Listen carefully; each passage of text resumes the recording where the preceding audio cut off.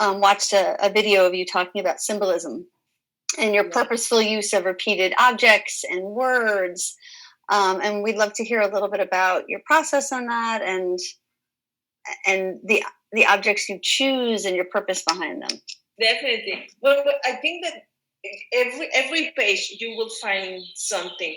I wanted to honor the admiration I have for artisans. So a lot of the elements that I put there, I try to make them as some people here in Mexico do art, and that includes embroidery, includes the way the flowers that are in the first page, like there are swallows in there that I put, and rather than making them as something that looks more like real birds, I made them I use metal sheets. I scan metal sheets, and I try to recreate the work that metal workers do uh,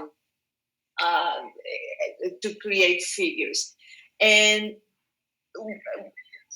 talking about symbolisms, one of the things, I guess, the first page in which I utilize a lot of symbols is that page that you showed me first with the backpack and all the presents. Yeah, you're gonna find it. And Yes. Is a second page. Before that, hold on. Yeah. Before that, when it says that we put presents in that one. This one. Yes, that one. With all the presents inside the backpack. That was an image that I worked a lot because it made me think about, of course, when I crossed the bridge, what I thought I had in my backpack were pieces of clothing. That was it, right? And things for my baby. And for the longest time, my narrative as an immigrant, with speaking with families and speaking with other adults, was whenever they ask me, how do you come to the United States, I tend to say, I came empty-handed. I didn't have anything with me. I had a baby in my arms. I had a backpack, but I didn't actually, I used to say this. I will say I didn't even bring gifts for my mother-in-law and everybody, because our trip was so quick. I didn't have time to buy anything. We didn't bring anything. And then I realized how false that was. How in reality I have brought a lot of things with me, except they weren't something that I could physically show. So when I started making the image of this backpack, what I did was to gather what I can understand now that I was bringing with me when I came to the United States. Like every immigrant, every person that comes to a new place does. They bring a lot of things. So some of the things that you will see there is a string instrument, which is a symbol of the music from my state, which is something. My son is a musician now, so the love for music, we brought it. We brought it from there. There is a skeleton, which is a recurrent character in my work, and to me, in this case, symbolizes like the love for life. It symbolizes also the smiles. It symbolizes the stories of our culture, our heritage.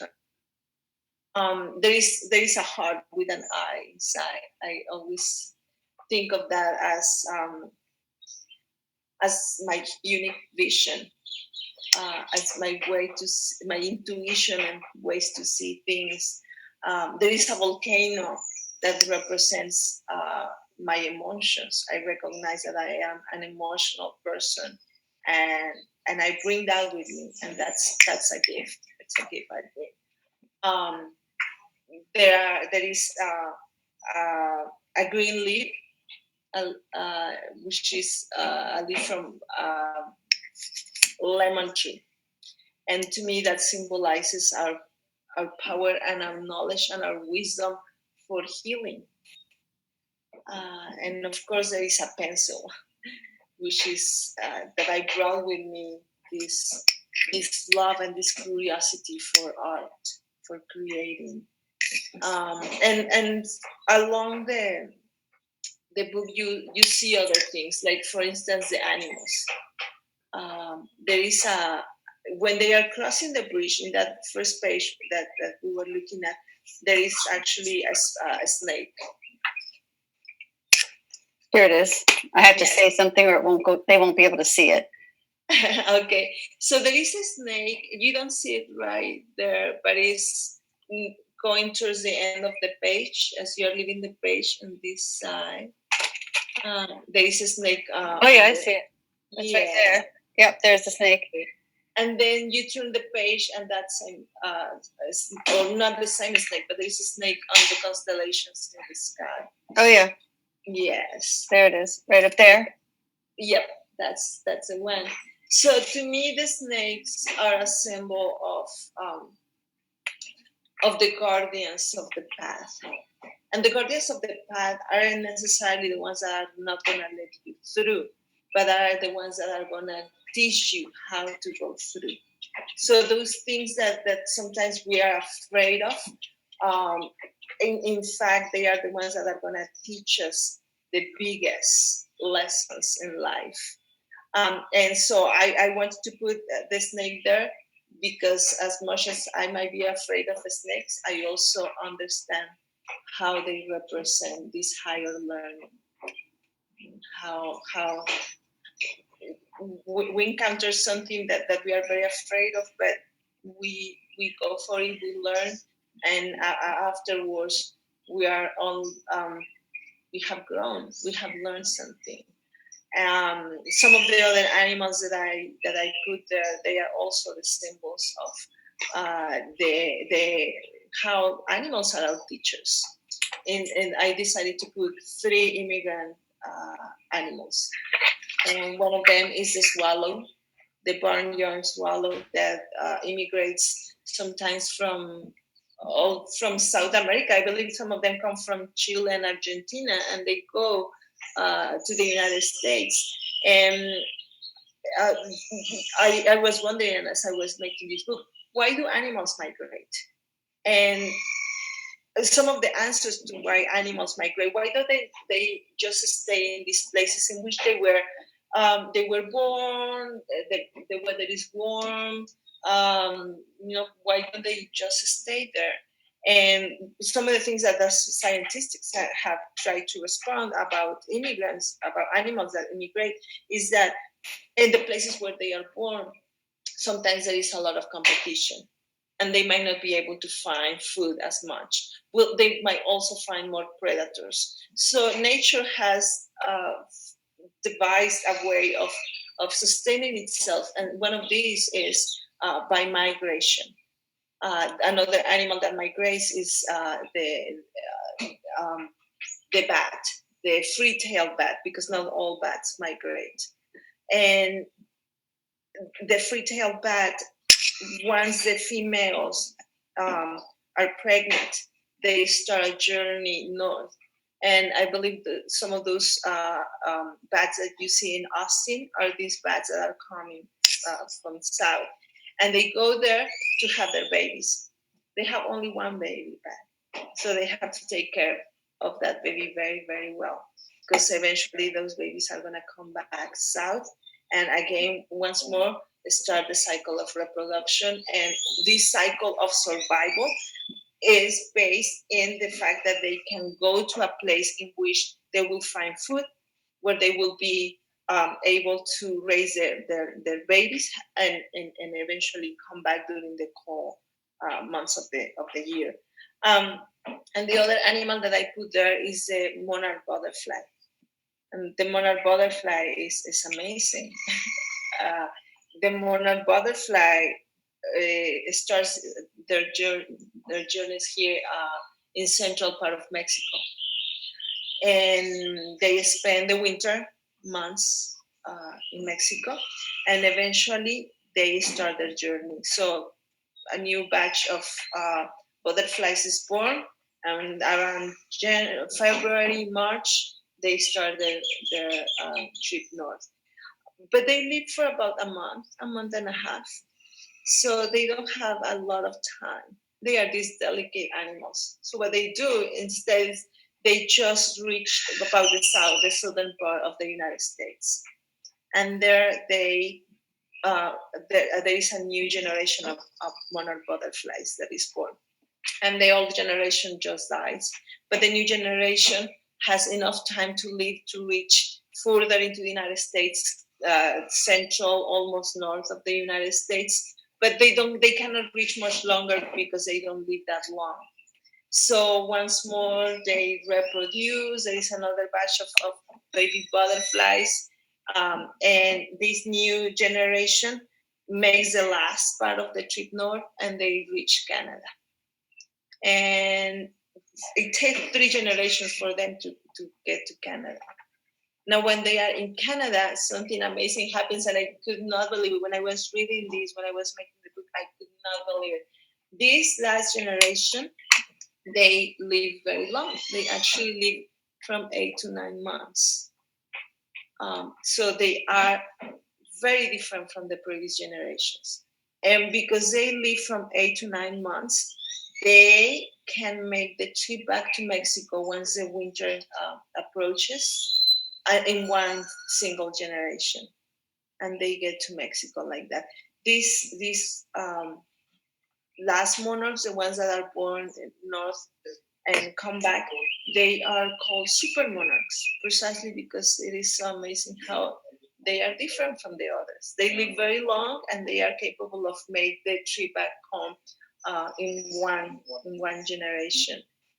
And to me, that just signals like the amazingness of nature, how nature themselves take care of life by creating these conditions in which migration is part of the conditions that make this possible, that make this happen. And I I question people now, and I say, do you know super monarchs in your life? They probably live next to you. They might be your neighbors. There might be the children that are in your classroom. They are the ones that you are sitting next to, the ones that you are teaching. And they are also the children that right now are detained at the border. They are also those children who are in these inhumane conditions right now, like in the limbo of not knowing what's going to happen. Those are the same children that are being separated from their parents. Those are our super monarchs. They are. We have no idea how these children are bringing us their beauty, their value, their knowledge, their talents, and instead of that, we are putting them away, separating them from the only families they know, and being denigrated. So when I was making Dreamers, I know that more than anything else, and I know that what I'm sharing in that book, more than anything else, is everything I don't know yet. Is everything I'm learning. I'm not giving in Dreamers a product that has been all processed and finished. I think that what I am sharing is my process of learning, my process of understanding things that I know, and my process of trying to find answer to things that I don't have an answer for yet. And what I do know is that I'm not gonna find them alone. I'm not gonna find them myself. I'm not. There is nothing that is so big can be done by one person. The same way that nothing is gonna be solved by one book. And in sharing that book, what I'm hoping is that we can form a net, a web, as something that is going to be built by everybody. It's going to be built by my little contribution, but it's also going to be built by all the teachers, the adults, the librarians, the gatekeepers, everybody, and those that work with children. And hopefully together we are going to find the answers. We are also going to find the answers with children themselves. We have so much to learn from them. And in this case, that's why my invitation is that children, please tell us your stories. Please tell us who you are. And the way you are going to do it is probably going to be different than the way I'm doing it. Maybe you're not going to make a book the way I did it, because perhaps you don't even know how to write yet. But that doesn't mean that you don't have a voice. We do all have a voice, and we use it in different ways. Maybe I like to make drawings, but maybe I don't know how to make drawings. All I can do is take a splash of paint and put my hand on a page, and still is saying something. I'm still saying something. So children and everybody, I hope that they can find their own way to tell what they need to say about themselves, about what they feel, what the story is, what they want, what are their hopes, everything. And I'm sure that we are going to have very different ways to say it. And us, the adults, we are going to have to do the work to learn how to read that, how to hear it. That's not the work that children will be doing.